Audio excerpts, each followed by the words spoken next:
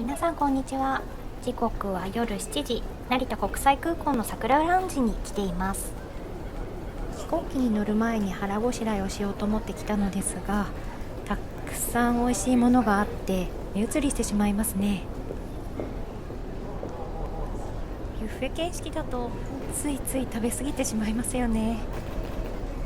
美味しそうなチャーハンもありますが、ここはやっぱりカレーを選んでしまいます。チャルさんのカレー美味しいですよね。さあ、カレーを食べて出発です。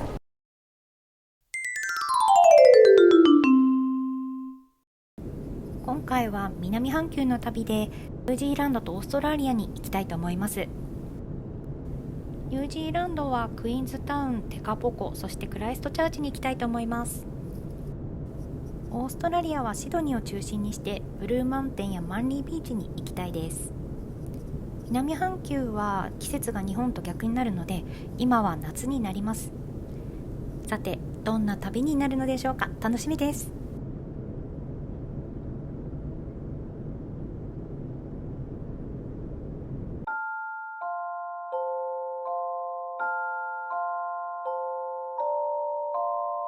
深夜便ということもあり、うっかり眠ってしまいました。電車とかもそうなんですけど、なんかいい感じに揺られると眠くなってしまいませんか？本当は映画とか楽しみたかったです。残念。はい、ということで翌朝ブリスベン空港に到着しました。今回はトランジットのためオーストラリアのブリスベン空港を経由しています。そしてこちらがブーストです。ブーストはオーストラリアの有名なスムージーとフレッシュジュース屋さんです。今回はオールベリーバングを頼みました。これはイチゴとかラズベリーが入っていてビタミンたっぷりのスムージーです。さあ、スムージーでリフレッシュしたところでクイーンズタウンに向けて最後のフライトです。オーストラリアの海は本当に綺麗ですね。ちなみにですが、ブリスベンからクイーンズタウンへのフライト時間は約3時間半です。クイーンズタウン空港に近づいてきました。景色がまた変わってきましたね。クイーンズタウンまでの着陸航路は世界一美しい着陸と称されています。その景色をゆっくりお楽しみください。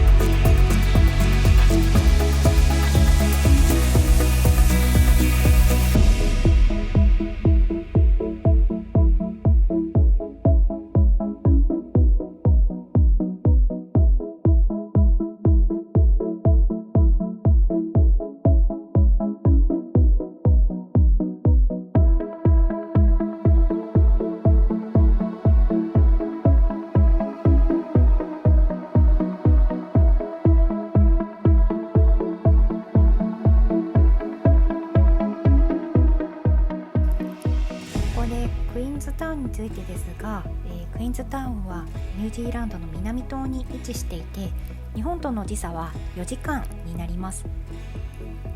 冬はスキーリゾートとしても有名です。画面上に飛行機雲が見えます。私は地上からしか見たことなかったので少し興奮しました。さあ、いよいよ着陸です。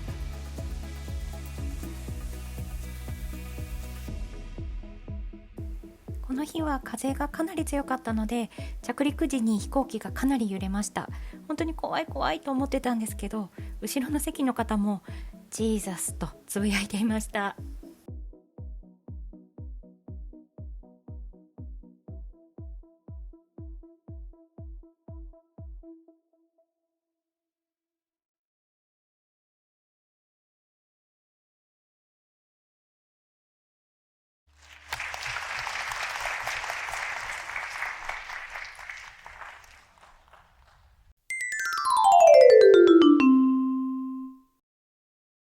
空港からホテルの移動はタクシーを利用しました。だいたい20分くらいです。無事にホテルにチェックインできました。今回のホテルはクイーンプラザクイーンズタウンです。ベッドはダブルベッドのツインルーム、とっても快適です。それからこのテラスがあるのが本当に嬉しかったです。ここで休憩したりビールを飲んだりすることができました。お部屋にはもちろん大きいテレビだったりケトルも完備しています。それから女子には大切なクローゼット、こちらもかなり大きくて収納も十分にできました。では荷物を置いてワカティプクに行きましょう。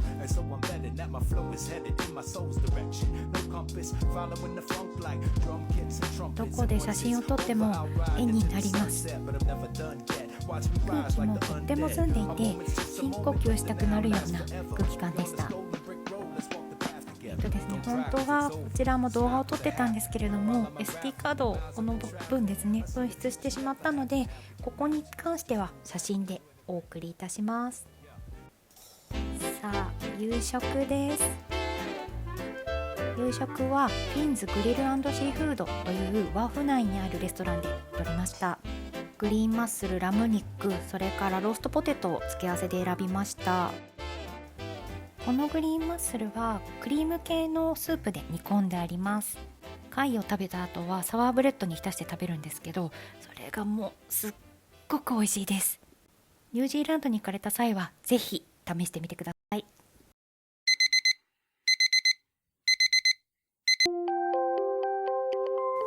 クイーンズタウン2日目はアミスフィールドワイナリーというところに行ってきました。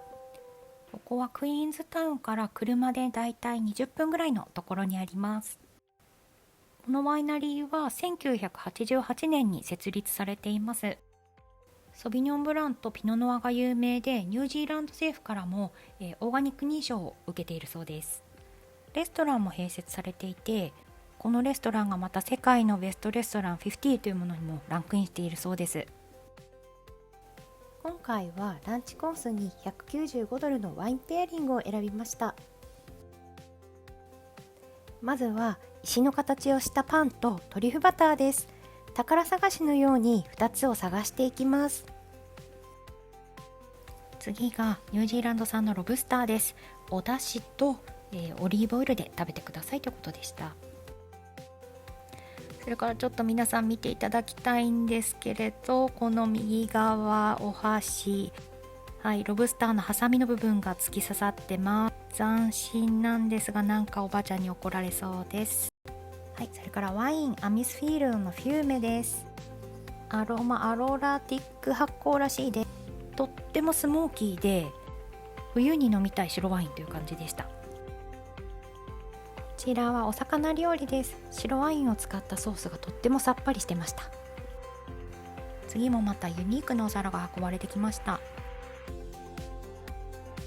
この赤い葉っぱはクランベリーでうさぎのお肉が包んであります。お隣は鴨の足。この爪は本物ではなくてパンで作ってあるそうですが、結構インパクトありますよね。この後ろにある木がニュージーランドの低木マタゴリの木です。木に咲いているのが燻製したマッシュルームで、こちらを収穫していただきます。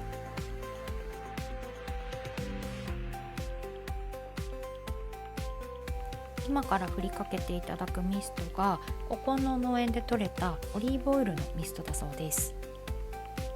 次のワインブレークネックリザーブピノノワです。このワイナリーを代表するワインの一つだそうです。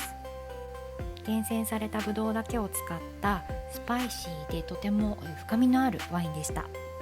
そしてこちらがメインの鹿肉になります。この付け合わせのソースなんですけれど、一見いちごだったりブルーベリー、マンゴーに見えるんですけど、実はソースです。そして RVK ピノノワーアミスフィールドを最も代表するピノノワールです。特別区画の厳選されたブドウだけを使ったとっても贅沢なワインです。2022年のものだったんですけれど、熟成された感があってとっても深みのある味わいでした。はい、それからこちらは山羊のお肉です。綿あめでくるっと包んだお肉をバーナーで炙って、それをトルティーヤに巻いて食べるという形でした。もちろん味も美味しいんですけれど、パフォーマンスがすごく凝ってるという印象を受けました。私この綿あめの白い部分が最初羊の毛の部分だと思ってちょっとびっくりしたんですけれど、綿あめっていう風に聞いてだいぶ安心しました。店員さんも熱がって触ってますね。そりゃ炙った後だから熱いですよね。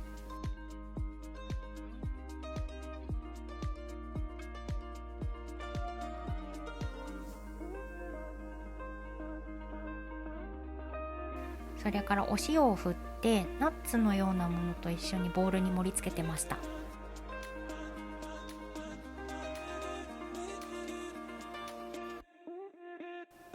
このコースで使われている食材はほぼ全て現地で採れたものだそうです。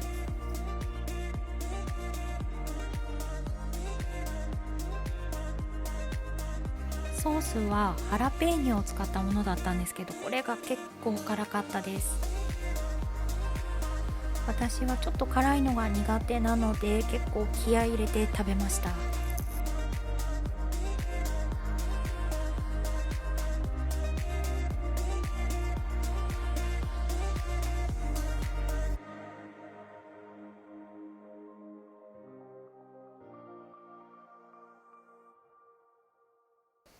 はい、できました。こちらが完成品です。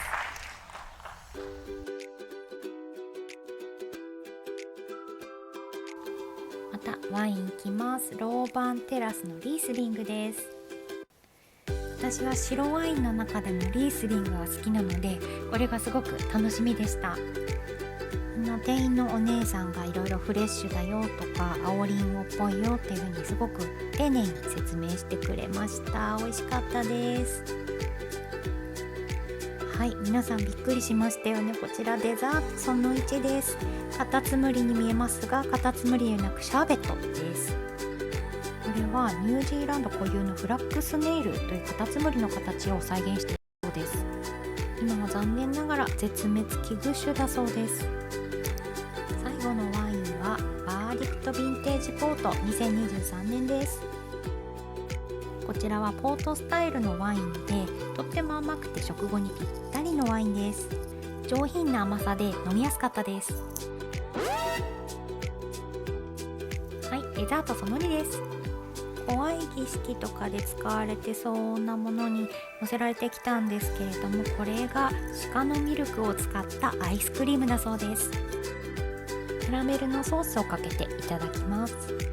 正直言うと普段牛乳に慣れているので、この鹿のミルクっていうのは独特な臭みを感じました。でも、鹿のミルク飲んだことがなかったのでとっても貴重な体験でした。こちらのランチコースはワインのペアリングが入っているので、だいたい終わるまで3時間ぐらいかかりました。お腹がいっぱいになりましたので、そろそろクイーンズタウンの街に戻りたいと思います。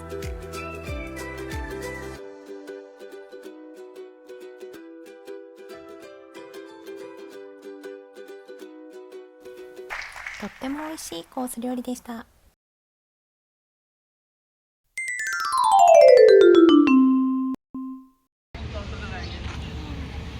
時刻は夕方4時、キウイパークにやってきました。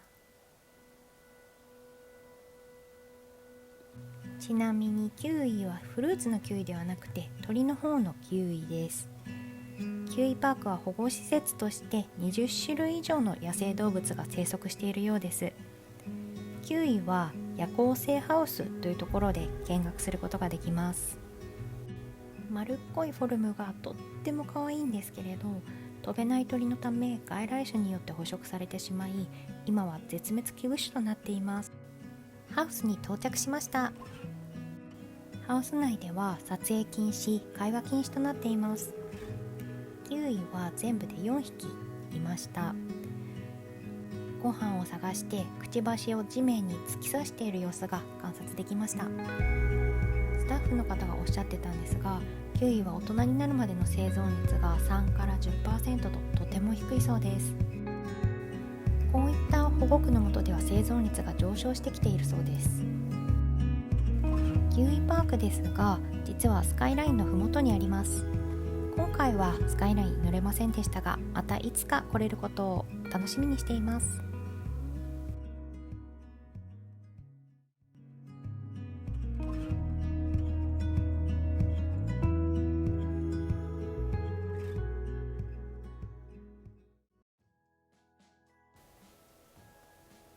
時刻は夜7時。ファーグバーガーに夕食を食べに来ました。ファーグバーガーはクイーンズタウンの中でも最も人気のバーガー屋さんです。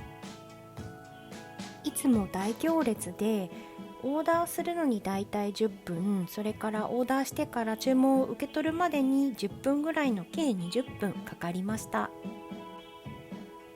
今回はザ・ファーグをオーダーしました。チーズが選べるタイプだったので、私はチェダーチーズにしたんですが、とっても美味しかったです。今回はテイクアウトしてホテルで食べました。それでは今回の動画はここまでです。次回はテカポコの様子をお届けします。ご視聴いただきましてありがとう